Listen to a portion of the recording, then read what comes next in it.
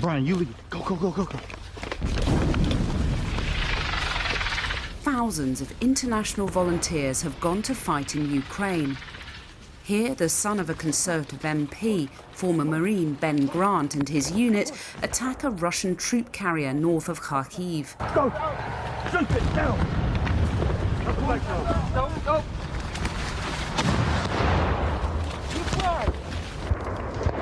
Move! In the firefight, first obtained by the Telegraph, another British volunteer, former Grenadier Guardsman Dean Arthur, is badly injured. Let me see him! Come on, bro! Come on! Come on, Dino! Come on, brother! Come on, mate! Come on, you got this! Strong guy, we gotta move now, we're gonna die! Move! Russia has done its utmost to expose and undermine volunteers like these from joining the war in Ukraine. Come on, Dino!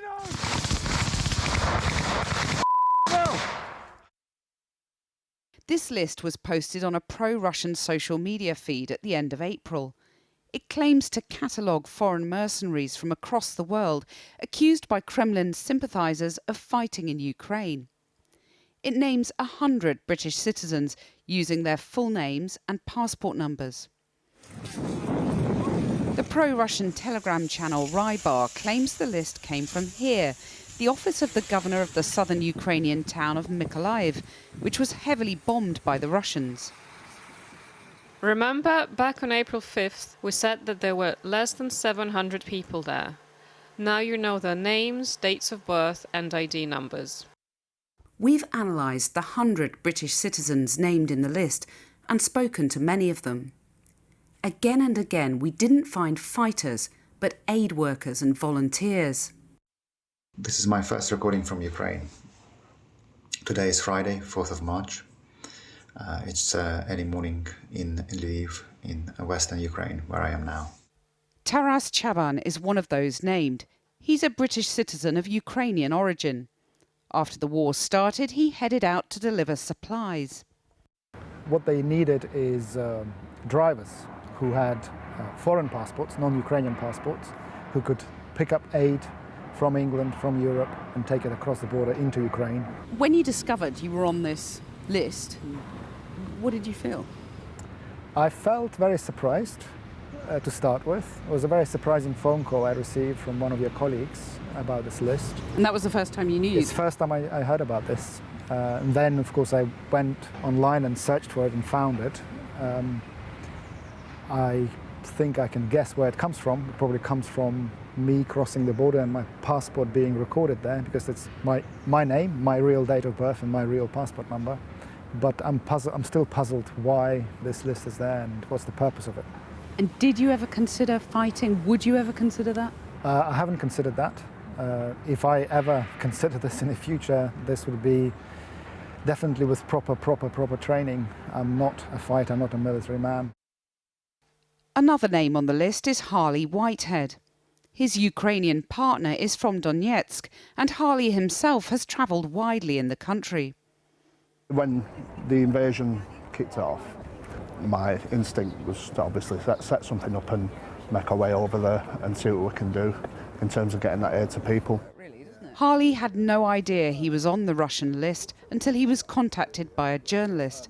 He then explained to me that there was a list printed on Russian media with my name and my passport details on, saying that I was a foreign fighter for the International Legion, and you know that I was an enemy of Russia, which obviously isn't the case. But you checked the details on the list are correct? Yeah, they are, yeah. So how did you feel when you found out you were on this list that's been described in the media as a hit list? Yeah, so obviously it was a shock. Yeah, there was a little bit of anxiety there, obviously, because it's also like a trust thing as well. Obviously, that list has come from somewhere, and it's not come from where they've said it's come from. And I know that because I've never been in that region. You've never been to Mykolaiv? I've never been to Mykolaiv. So obviously that list has been leaked from somewhere on the Ukrainian side. Leaked or hacked? Where do you think it's come from? I think it's been leaked. Later, he was shocked to see the Telegram channel publish photos and fake stories about him. They said that I was a foreign fighter up until the missile attack on Yavoriv where I got scared and then obviously turned into a humanitarian worker the day after. Now, I wasn't in Yuvoriv at that time. I was in Ternopil, so I was quite a few miles away from the missile attack.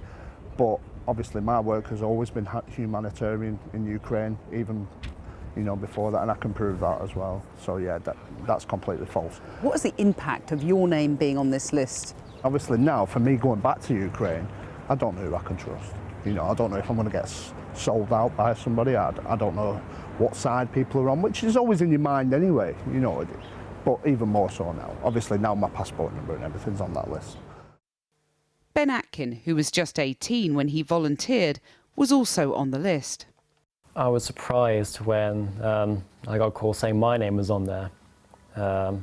My work has been entirely volunteer-based, and I think it either shows a lack of knowledge and understanding on the Russian side of things, or that it's just misinformation, another piece of their war propaganda. Well, do you think it might benefit them to blur the distinction between mercenaries, aid workers? They don't care about lines, they don't care about blurring them. They're bombing children's schools, they're bombing hospitals. The line, they've pissed on the line, and then they've airstriked it. The Russians have been keen to dissuade anyone from joining the Ukrainian effort. Aidan Aslin and Sean Pinner were captured in Mariupol and paraded by the Russians. Before his capture, Aslin begged Western politicians to help Mariupol. The airstrikes are the biggest problem at the moment, and not because they're targeting us, it's because they're targeting civilians indiscriminately. Others have lost their lives. Scott Sibley is one of the British citizens known to have been killed in Ukraine. I would like to offer my condolences to his family and friends for the tragic situation that has unfolded. But make no doubt that every foreign fighter here in this country understands the risk that they're taking. So we've had to get 8 people out of Ukraine who've changed their mind. So that's something we did, for them, because obviously people go there, and after they see how much of a mess it actually is, and how real it actually is, they want to come home. So. How traumatised were they? Yeah, a lot of them were traumatised, but I think a lot of them, it just wasn't what they expected, obviously. We went to a barracks once where there was British fighters and Canadian fighters held up, and, they didn't have any water to make a cup of tea, until we came. If you don't have any military training, don't go, because you just end up becoming a drain on the government. If you do get captured, you're then a political prisoner, and that puts the UK government in a vulnerable position. Got to try and walk, or we're going to die, mate. The Foreign Office told us they don't know exactly how many British citizens have travelled to Ukraine, nor how many have lost their lives there. And they urged UK nationals not to go. I can't leave you. Grab his helmet. If officials here remain silent about the numbers and fate of British volunteers in Ukraine, Russian sources are more than happy to fill the gap with fake news.